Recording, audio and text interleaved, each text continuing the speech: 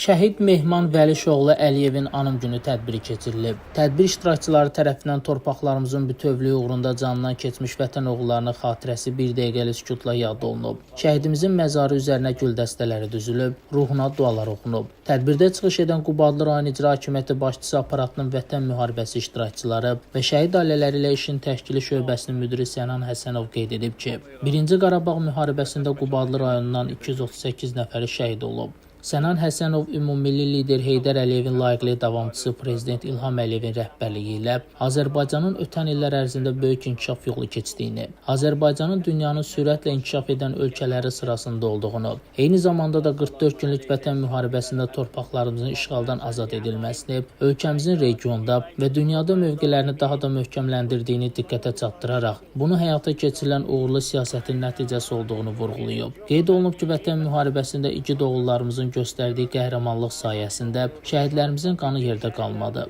qisas alındı. Qubadlı rayonu 25 oktyabr 2020-ci ildə şəhidlərimizin qanı və canı bahasına işğaldan azad olundu. Digər çıxış edənlər şəhidimizlə bağlı öz xatirələrini bölüşüblər. Qeyd ediblər ki, dövlətimiz şəhid ailələrinin sosial müdafiəsinin gücləndirilməsi üçün mütəmadi tədbirlər görür.